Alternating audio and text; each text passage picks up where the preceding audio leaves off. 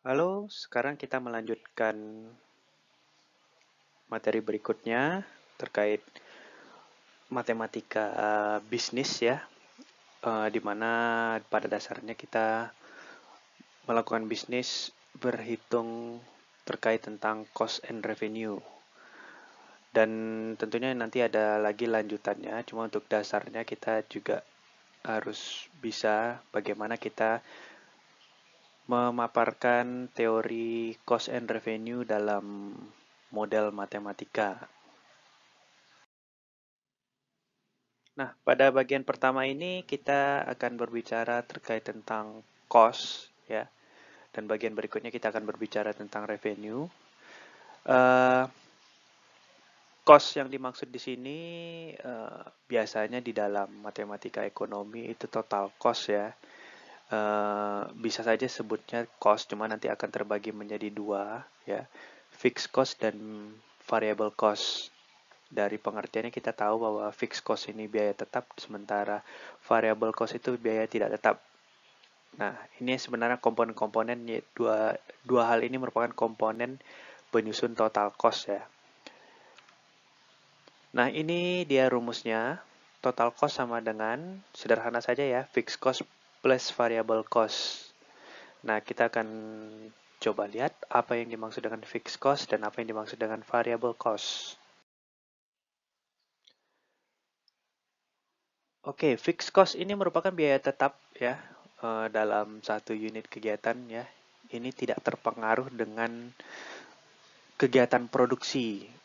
Maksudnya di sini kegiatan produksi jalan atau tidak jalan, biaya fix ini tetap akan dibebankan kepada si produsen ya. Nah, kalau dilihat dari matematikanya, anggap saja di sini ya, seperti yang kita lihat pada slide, ini A, kita anggap ini merupakan biaya tetap. Nah, ini Q ini merupakan kuantitas ya, berapapun dia yang kita produksi, 1, 2, 3, ataupun seterusnya sampai sekian ini, biaya biaya fixed cost ini akan tetap konstan ya, tetap ya. Oke, kita lihat gambarnya. Nah, seperti ini hubungannya antara Q dan cost ya. Ini cost ini bisa saja di garis yang vertikal ini menunjukkan total cost, fixed cost, dan variable cost. Cost A ini akan tetap. Misalnya biaya sewa gedung selama 1 tahun 40 juta. Ya sudah, ini tetap biaya tetap yang dikenakan ya. Ini nggak akan berubah berapapun Anda jualan, apa biaya sewa ruko tetap 40 juta. Dan ini sederhananya fixed cost ini ya sama dengan A itu sendiri konstan ya. Jadi tidak ada embel-embel Q, persamaan Q. Jadi kalau ingat pertemuan kita yang pertama kali terkait tentang fungsi, ini merupakan fungsi konstan ya. Fixed cost itu merupakan fungsi konstan. Nah, nanti Anda akan melihat bagaimana fungsi konstan ini tetap bagaimana fungsi konstan ini bisa Anda baca dari rumus-rumus total cost. Jadi Anda bisa mendistinguish ya, membedakan antara fixed cost dan variable cost. Selanjutnya, ini variable cost ya, biaya yang selalu berubah, kebalikannya ya dari biaya tetap, sesuai dengan kondisi dalam satu unit kegiatan ya.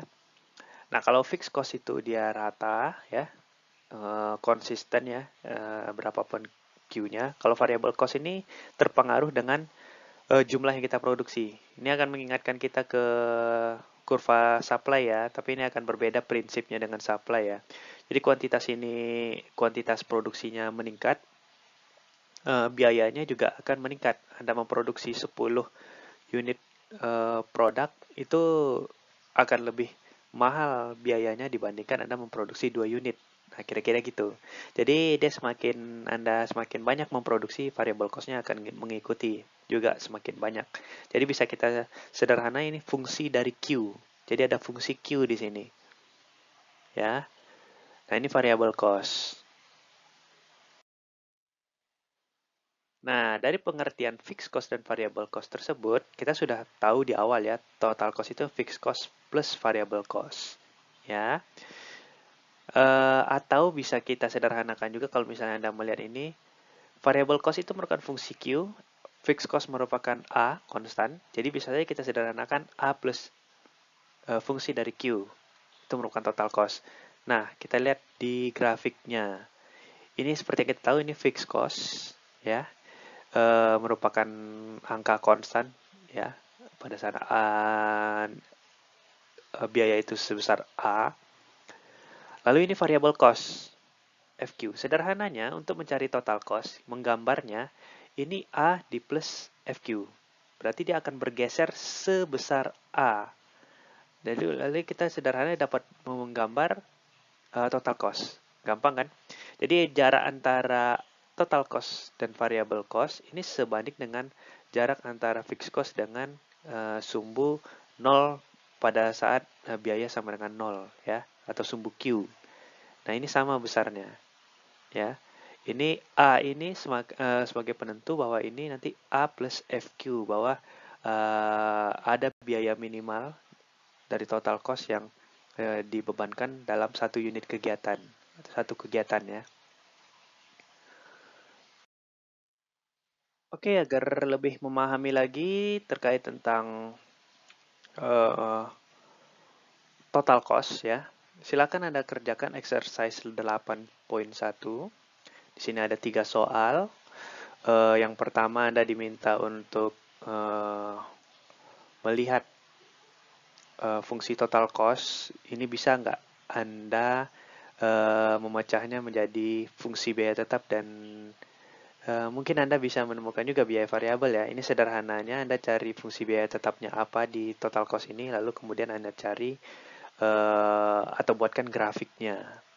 Oke,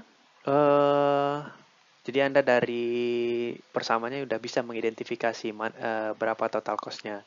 Kemudian nomor 2 ini terkait tentang variable cost-nya diketahui, lalu ini ada biaya tetap, ya, berarti ini fixed cost, lalu Anda cari fungsi total cost-nya, ya, sederhana, lalu gambar grafiknya.